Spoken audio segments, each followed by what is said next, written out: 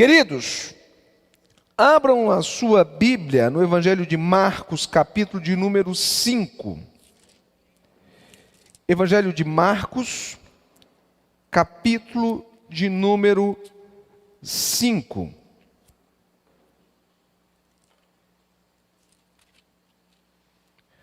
Ou você que está aí do outro lado, abra a sua tela, criando uma nova aba, não saia deste vídeo, mas criando uma aba paralela.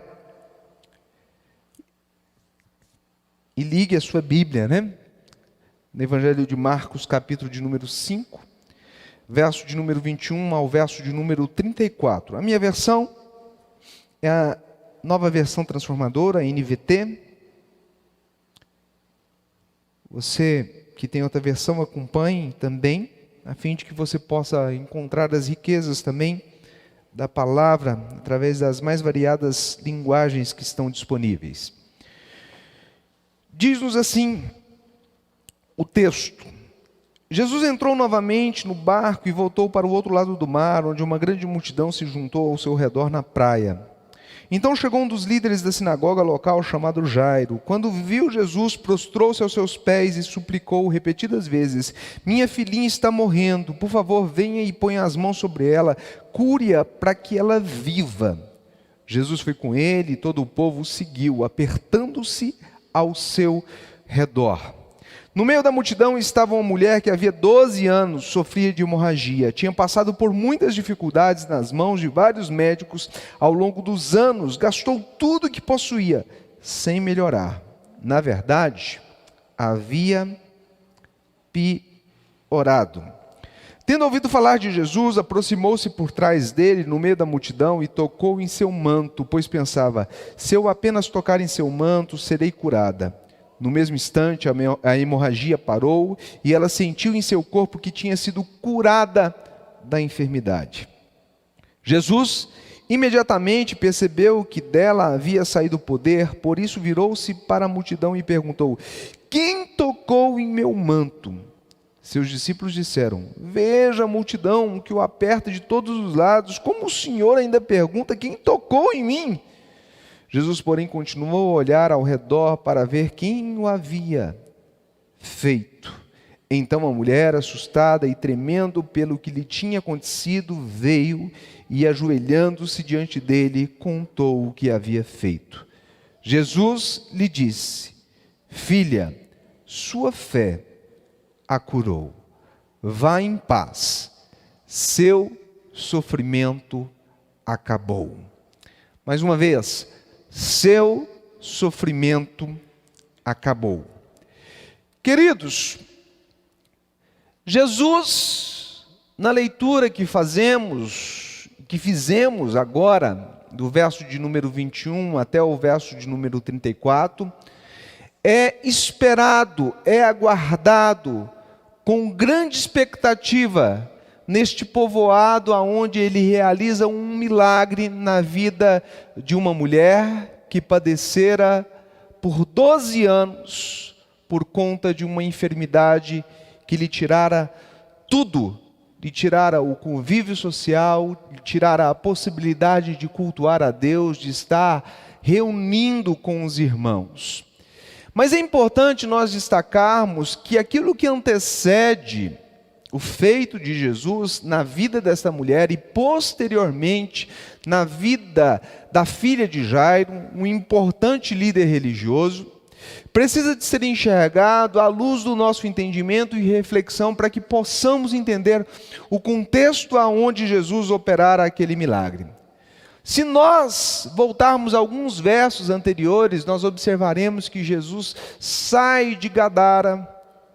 E ele sai de Gadara por ter sido expulso de lá, e expulso de lá por ter realizado um milagre na vida de um homem que morava no cemitério, que vivia uma situação deplorável, que vivia em uma situação refutável ao olho humano, indigna de um ser humano viver. Mas nós precisamos de olhar que, mesmo esta multidão desejando que Jesus saísse daquele lugar a fim de que as suas zonas de conforto, de estabilidade não fossem mais machucadas, feridas, não fossem mais, de certa forma, tratadas de forma ameaçadora por aquele que estava apenas disposto a produzir paz. E aqueles homens, em função disso, de não poderem garantir a manutenção dos seus status quo, desejaram então que Jesus fosse para um outro lugar, se retirasse daquele lugar, mesmo enxergando o milagre realizado na vida daquele homem. Isso chama-nos a atenção para que nós possamos, nesta noite, verificar que, muitas vezes, mesmo assistindo milagres, mesmo vendo intervenções da graça de Deus, nós corremos um risco de enxergarmos pessoas que veem isso, que identificam isto, mas desejam que Jesus esteja longe deles. E aí o texto nos dá conta de que Jesus é conduzido para um lugar onde as pessoas o aguardavam com grande expectativa, motivados pelos mais variados motivos, pelas mais variadas razões. E é importante nós considerarmos o fato que quando Jesus entra naquela cidade, a cidade de Cafarnaum, ele chega àquele lugar, a multidão o encurrala. A multidão o comprime. A multidão deseja de alguma forma viver a plenitude das ações sobrenaturais do Deus vista e identificada em Jesus, que também é o próprio Deus. E é importante nós destacarmos aqui, dentro deste aspecto, dentro deste ponto, que há uma abordagem intencional de um homem chamado Jairo. Embora o foco da nossa reflexão não esteja direcionadamente olhada para Jairo e para a sua necessidade, nós precisamos de entender algumas coisas importantes que ligam a história de Jairo à história da mulher do fluxo de sangue. Jairo chega diante de Jesus, homem notável, homem respeitável. E ao chegar diante de Jesus, ele apresenta a Jesus uma necessidade. A minha filha está morrendo. A minha filha está em situação delicada. Vá na minha casa. Vá no meu lar. Eu preciso que o Senhor entre na minha casa. Eu preciso que o Senhor mude a sorte da minha casa. Restaura o vigor da minha filha e dê esperança e capacidade de sorrir a mim e a minha esposa.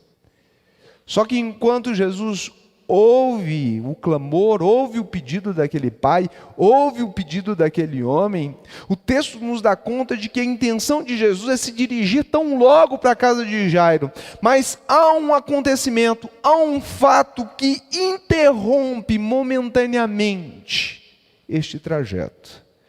Diz-nos o texto de que a multidão continua a comprimir Jesus. A multidão continua a deixar Jesus numa situação de grande desconforto.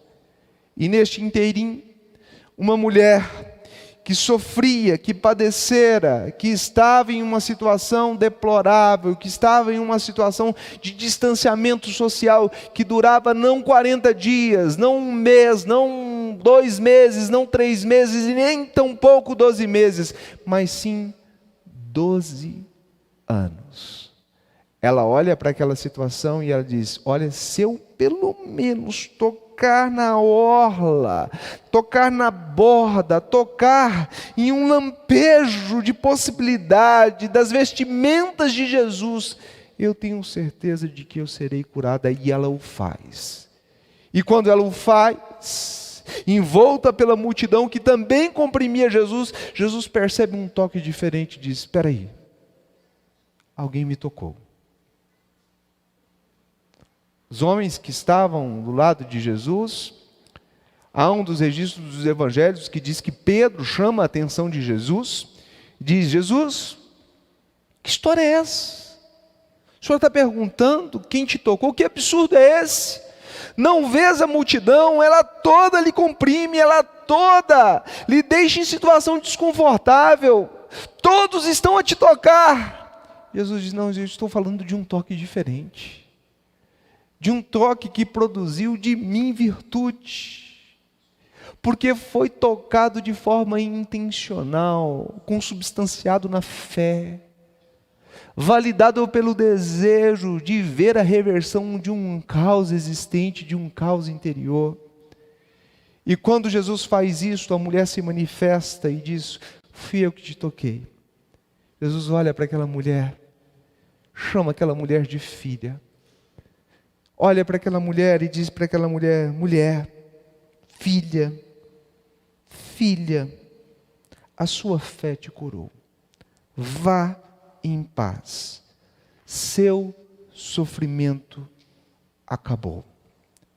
No entanto, há neste texto algumas lições que nos são muito importantes e precisam de ser enxergadas, para além deste resumo muito simplista e muito conhecido da maioria de nós. E os primeiros pontos que eu quero destacar relacionados a este fato, a esta ocorrência, ainda em parâmetros comparativos com a filha de Jairo, e eu quero tratar estes parâmetros comparativos inicialmente pelas suas diferenças, em algumas nuances.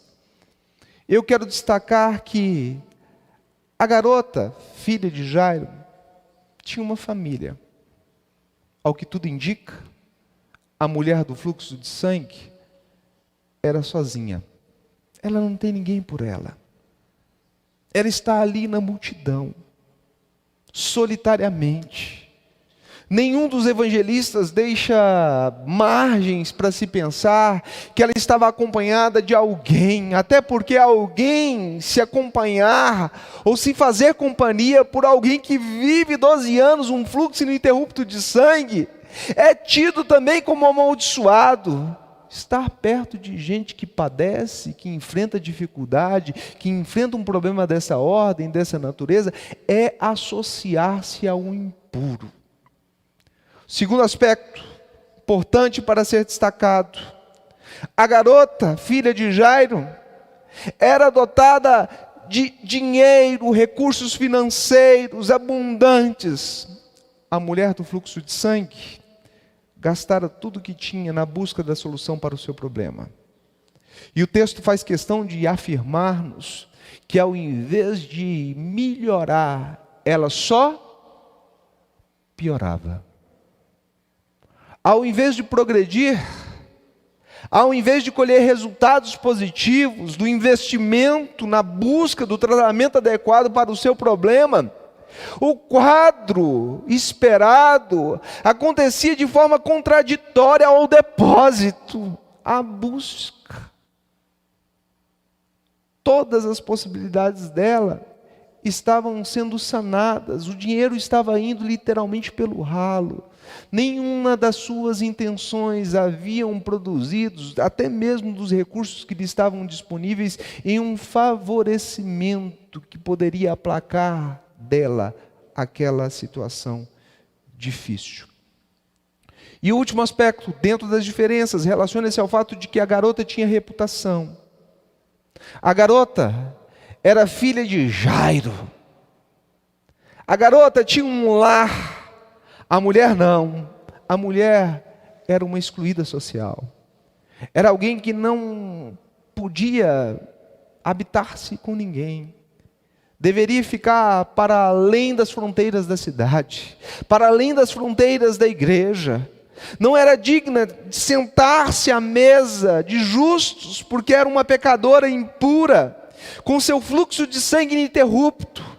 Era uma mulher excluída. Mas existem similaridades que podem ser vistas e percebidas à luz das duas histórias e das duas necessidades que estão aqui apresentadas. Ambas estavam doentes. Ambas necessitavam também de uma intervenção.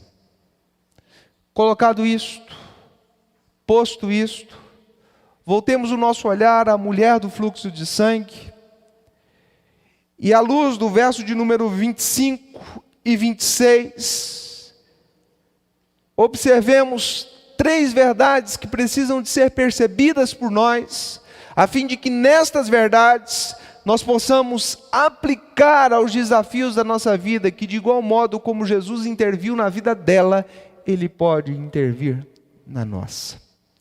A primeira verdade que eu quero destacar com vocês está relacionada ao fato de que nossas dores,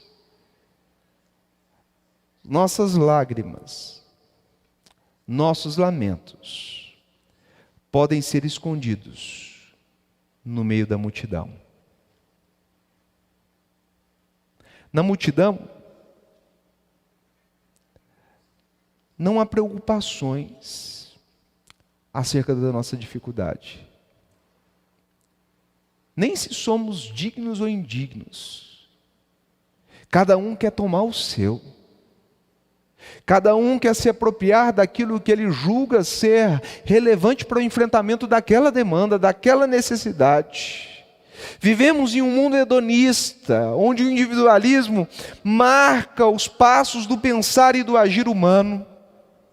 As pessoas que estavam acotovelando-se para poder chegar diante de Jesus, o faziam recorrentemente e o faziam motivados pelos seus desejos, pelas suas necessidades. E quando suas necessidades ou as necessidades humanas saltam aos olhos, o relativismo permeia o caminhar do homem. Ninguém está preocupado com ninguém. Ninguém está preocupado com absolutamente nenhuma necessidade, mas sim com a sua própria necessidade.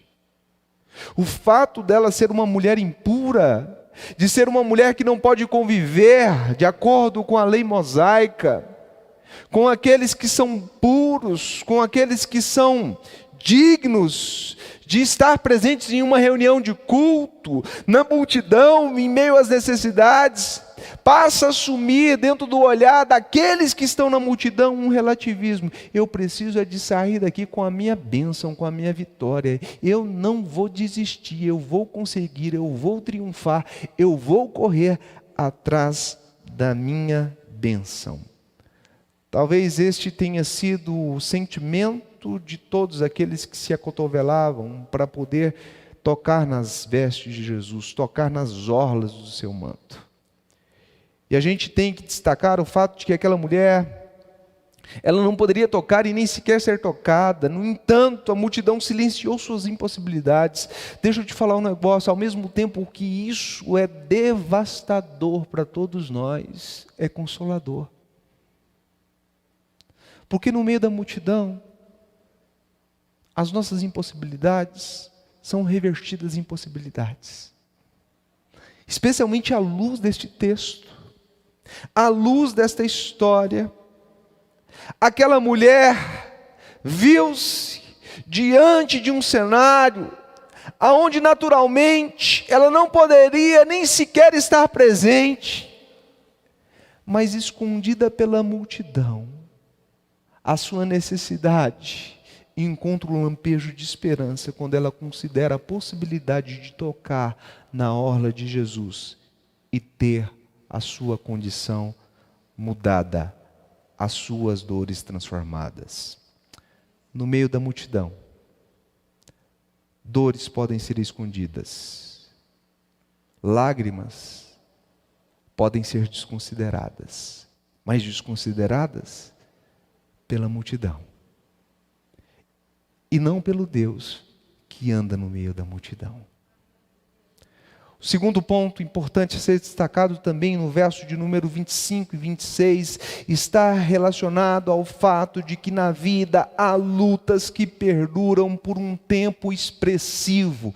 Quantos aqui estão cansados do distanciamento social? Levante as mãos. Eu vou levantar minhas duas. Se for possível, vou levantar os pés também. Estou sentado, eu posso levantar os pés. Quanto tempo nós estamos vivendo nesta condição, queridos? Quanto tempo? Quase 2 meses. Quase 2 meses de distanciamento social.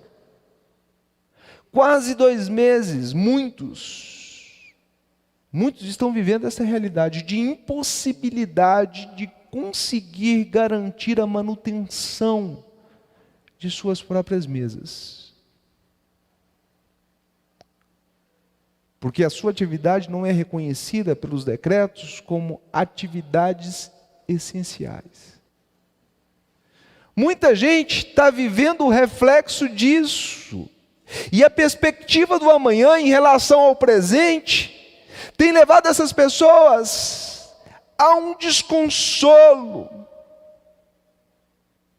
a uma situação de entrega de esperança. Mas diz-nos o texto, queridos, no verso 25 e no verso de número 26, e nós precisamos de considerar isto: no meio da multidão estava uma mulher que havia 12 anos sofria de hemorragia. Tinha passado por muitas dificuldades. 12 anos de distanciamento social. 12 anos. Talvez eu esteja falando para você que há muito tempo tem sofrido com o seu casamento, tem sofrido com o seu filho,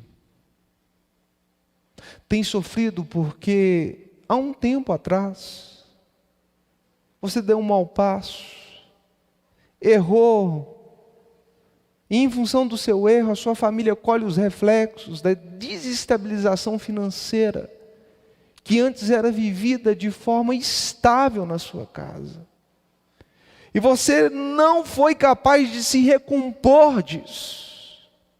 E você está há 1 ano, 2 anos, 3 anos, 4 anos, 5 anos, vivendo os reflexos disso. Esta mulher, relatada por Marcos, está nessa condição em detrimento de coisas que lhe aconteceram e que não estava no seu controle, não estava na sua mão a possibilidade de conter aquele mal, de conter aquele problema. Talvez o problema que você enfrenta hoje é reflexo também de um problema desta ordem, desta natureza, coisas que não estavam no seu controle e aconteceram. Um diagnóstico, um problema, uma situação inesperada. Chega, não bate na porta, não pede licença, arromba a porta, entra, faz uma destruição, te deixa na lona, te deixa à mercê, te deixa nocauteado, e você não vê possibilidades de um novo amanhecer para a sua vida, não vê possibilidades de um novo alvorecer para os teus caminhos, para as suas possibilidades. O texto faz questão de que por muito tempo,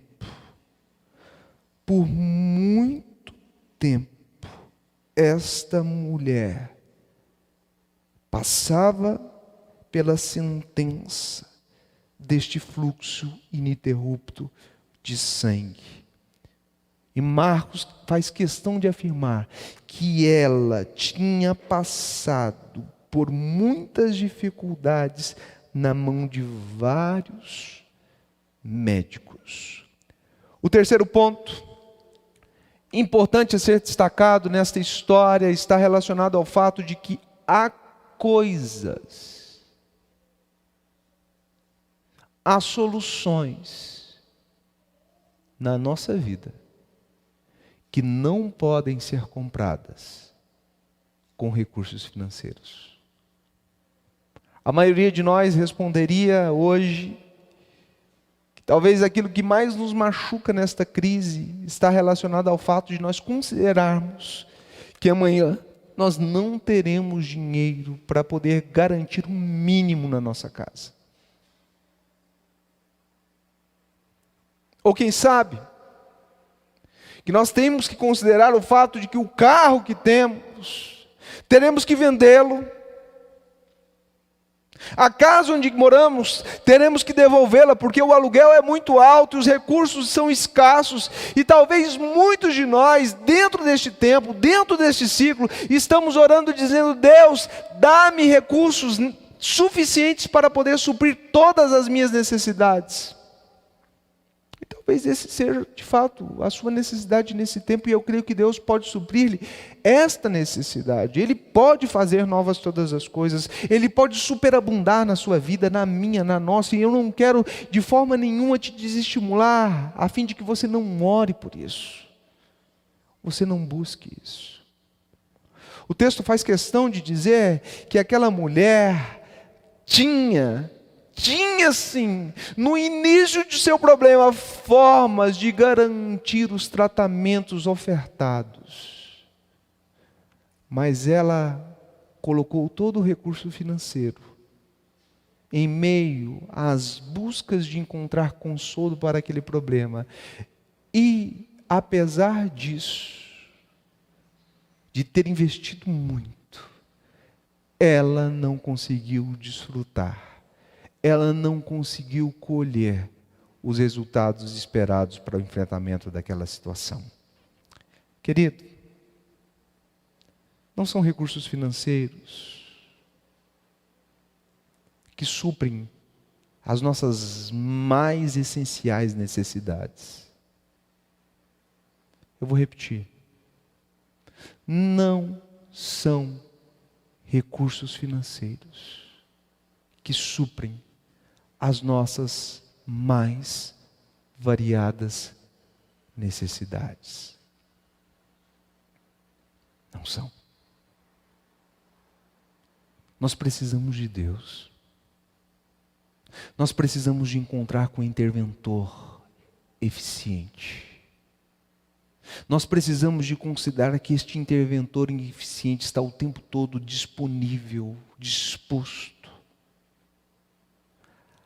a perceber que dele sai virtude porque alguém lhe tocou com fé. E que nesta virtude, ao encontro da contemplação das nossas mais variadas necessidades. Agora preste atenção para o quarto ponto que eu preciso de destacar neste texto, e que precisa de ser enxergado por mim e por você como nosso papel, como nossa responsabilidade, como incumbência que Deus nos dá, para que nós levemos aos necessitados uma palavra de esperança. Diz-nos os versos, ou o verso de número 27, que a intenção daquela mulher de se direcionar a Jesus, de recorrer a Jesus, de buscar em Jesus o consolo, a resposta da demanda que a sua alma tanto desejava, estava validado no fato de que aquela mulher tinha ouvido falar de Jesus. Verso de número 27. Tendo ouvido falar de Jesus. Alguém tinha pregado para aquela mulher. Alguém tinha dito para aquela mulher: olha, tem alguém que pode resolver este problema teu.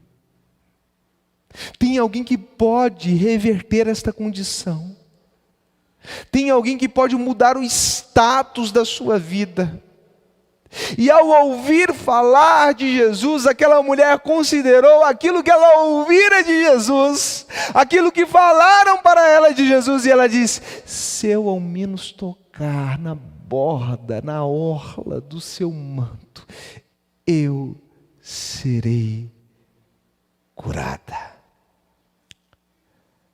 Naamã, comandante importante do exército assírio, procura Eliseu, profeta de Deus que vivia em Israel.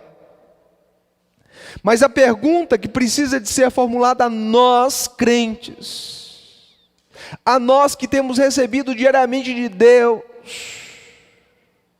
a intervenção da sua graça, do seu amor e da sua bondade, precisa pulsar-nos nessa noite, a fim de que nós possamos perguntar o que levou Naamã a recorrer à ajuda do profeta de Deus. O que, gente? Vocês que estão aí na internet, participem com a gente. O que? Vocês que estão aqui dentro, o que levou Naamã a procurar o profeta de Deus? O quê? O quê? O testemunho de uma menina que estava dentro da sua própria casa.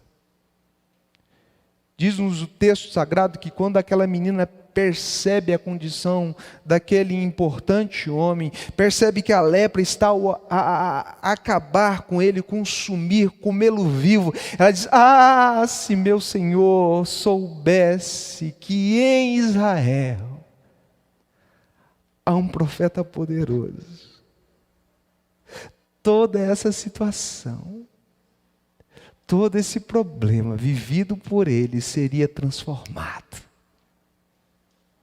É o testemunho de uma garota. É o testemunho de uma adolescente. É o testemunho de uma escrava. É o testemunho de alguém que tem um amor que transcende a lógica.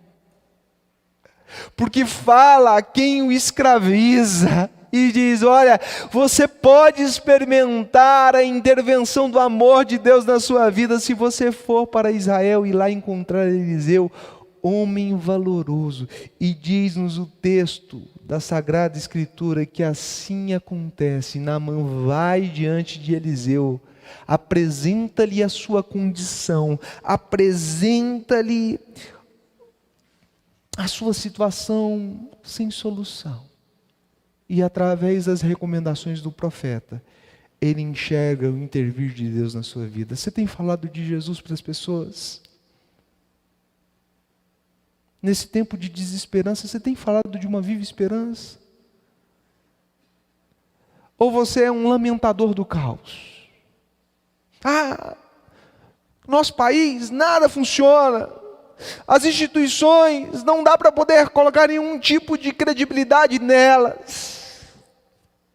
Homens se corrompem.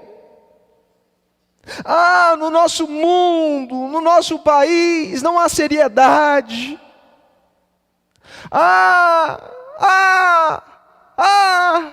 Tem tanta gente falando lamentando-se, enquanto poderia dizer: olha, só em Deus, só em Cristo Jesus, nós podemos superar esta situação.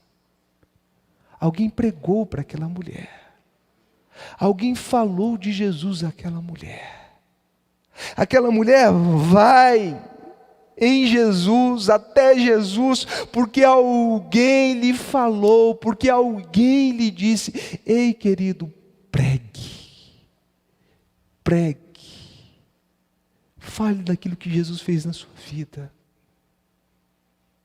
Aproveite esse tempo, dispare WhatsApps, dispare mensagens edificantes, aonde pessoas poderão enxergar em Jesus a esperança para a superação de qualquer dificuldade.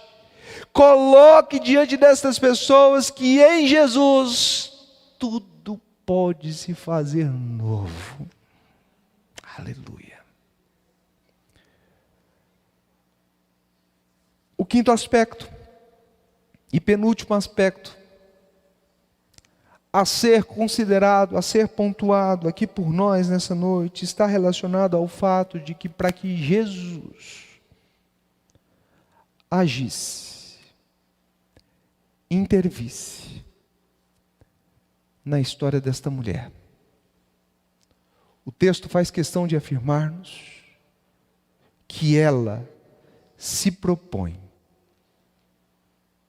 em agir dentro das suas possibilidades. Talvez a sua voz não seria capaz de chamar a atenção de Jesus.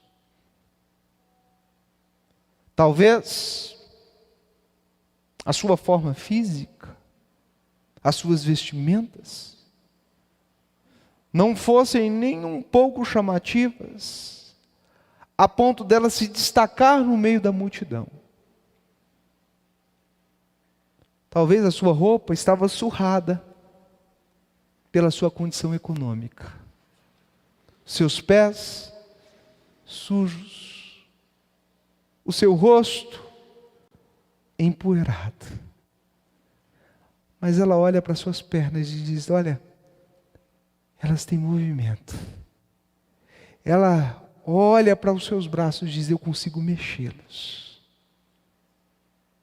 Ela considera a possibilidade de se abaixar, de tocar na parte baixa, na orla, nos pés de Jesus, e crer que se ela fizer isso, se ela se propor a realizar isso, algo de diferente vai acontecer na vida dela, porque ela está tocando nas vestes do Deus, do único Deus que pode fazer novas todas as coisas. Diz-nos o texto, no verso de número 28, que ela pensava: se eu apenas tocar em seu manto, serei curado.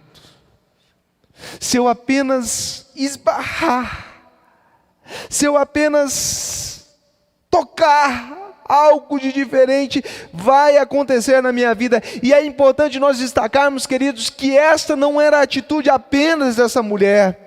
No capítulo de número 3, verso de número 10, nós observamos também o registro de Marcos, quando ele afirma-nos: havia curado muitos naquele dia, e os enfermos se empurravam para chegar até ele, até Jesus, e tocá-lo.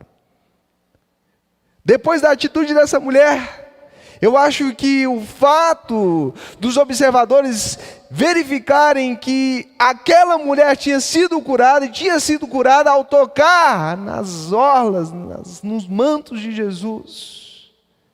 Diz-nos o texto também, no capítulo de número 6, verso de número 56, aonde quer que ele fosse, ou seja, Jesus, aos povoados, às cidades, aos campos e a qualquer outro lugar, levavam os enfermos para as praças, suplicavam que eles o deixassem pelo menos tocar na borda do seu manto, e todos que o tocavam eram curados. Eu encerro esta reflexão colocando para vocês que o fato daquela mulher ter tocado em Jesus, algo foi percebido pelo mestre. E ao ser percebido pelo mestre, o mestre vira-se para a multidão, intencionadamente disposto a identificar quem o havia tocado de forma diferente. E ele diz: quem me tocou? E ele faz isso para que a mulher se manifeste no meio da multidão. Sabe por quê? Porque ele não queria ser apenas um curandeiro daquela mulher. Ele queria ser pai. Por isso ele olha para a mulher e diz: filha, minha filha. Só chama de filha quem pode ser pai. E ele olha para aquela mulher e diz: filha, filha, verso de número 34, sua fé a curou. Você não está apenas tendo a sua condição física restaurada. Eu estou te chamando para que você faça parte da minha família. Você é minha filha. Vá em paz. Vá em paz. O seu sofrimento, a sua dor, o fato de você ser estigmatizada por todos, por conta da sua condição física, cessou-se, acabou, o seu sofrimento chegou ao fim. Ei, querido, ei, querida, o seu sofrimento pode chegar ao fim hoje. você que está do outro lado, que está me ouvindo agora, que me ouvirá depois que esta mensagem ficará aí disponível pelos próximos dias nas plataformas digitais, você pode ter a sua sorte transformada. O seu sofrimento pode sim ser vencido. Mas Ele não quer apenas restaurar-lhe o vigor, devolver-lhe recursos financeiros que lhe foram tirados. Ele quer ser seu Pai. Ele quer estabelecer contigo paz, intimidade, relacionamento. Ele quer que você o veja como um pai benevolente, um pai disposto a sempre dar para os seus filhos aquilo que os seus filhos necessitam. Eu encerro essa nossa reflexão. Gostaria de chamar os meninos do louvor aqui. E eu considero contigo neste tempo, nesta noite, que suas dores podem o ter levado à falência, tomada pelo tempo, pelas impossibilidades de uma vida que demanda muito mais do que recurso financeiro, do que dinheiro. Por isso, naturalmente, você se vê entregue à própria sorte. No entanto, eu quero te chamar a atenção para uma possibilidade. Deus te vê.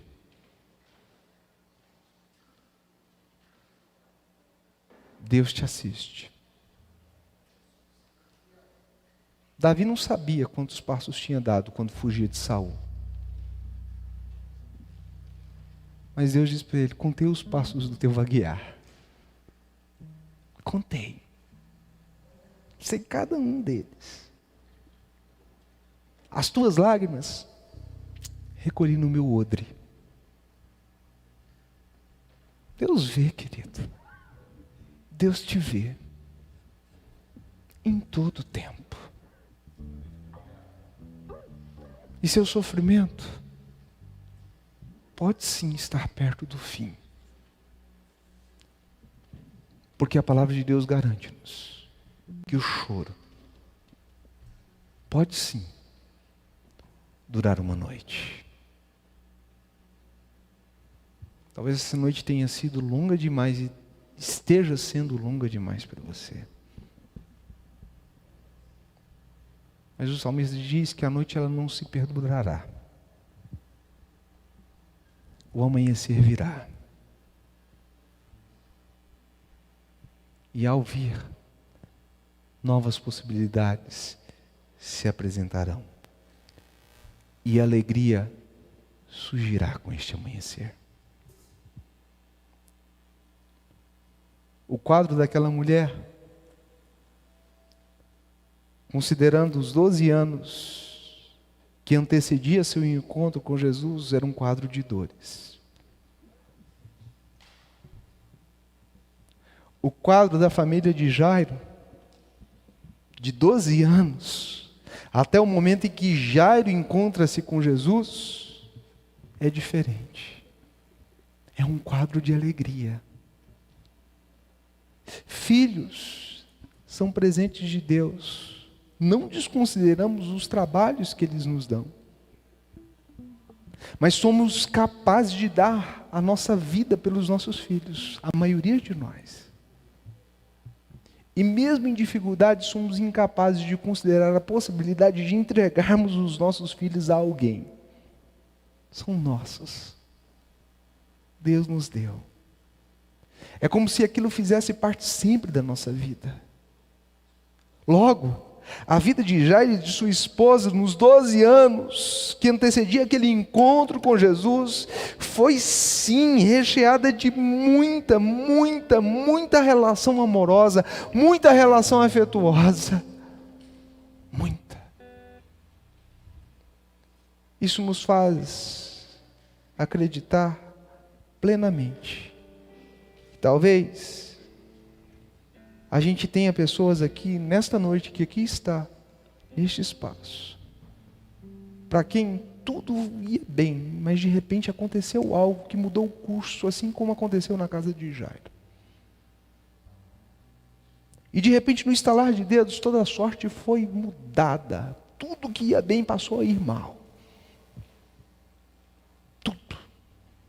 Ou quem sabe, para outros, o quadro é diferente. Assemelha-se à mulher do fluxo de sangue, que há 12 anos carrega esse estigma, carrega este problema, carrega esse fardo sobre os seus próprios ombros.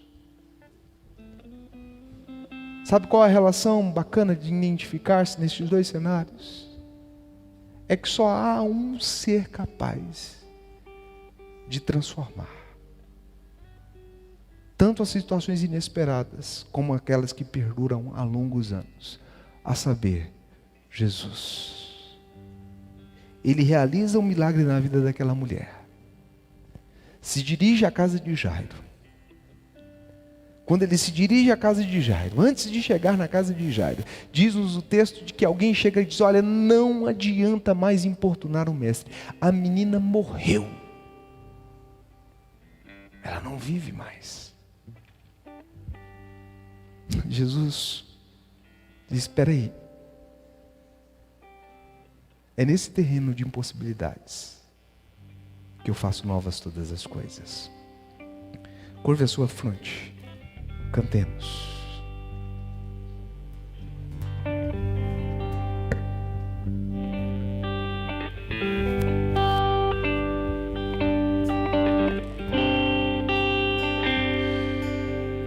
Cada vez que a minha fé é provada, tu me dás a chance de crescer um pouco mais.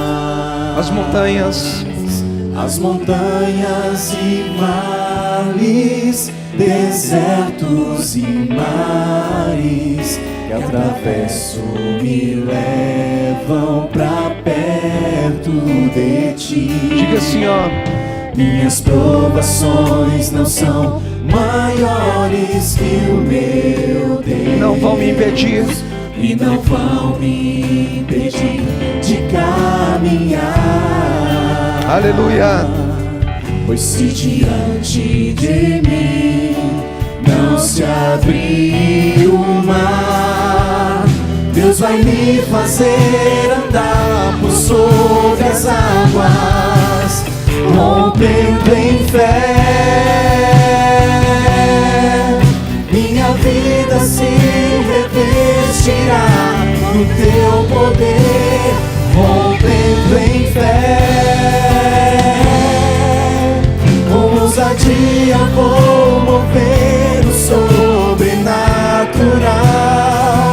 Vou lutar e vencer, vou plantar e colher, e a cada dia vou viver rompendo em fé. Que a graça de nosso Senhor Jesus, o amor de Deus nosso Pai, as doces consolações do Espírito Santo de Deus esteja com o seu povo, não somente agora, mas para todos sempre. Amém. Deus te abençoe. Vá debaixo da graça de Deus. Deus te abençoe. Que em Cristo Jesus você possa encontrar consolo para a sua vida. Uma ótima semana a todos vocês. Fiquem debaixo da graça do Senhor.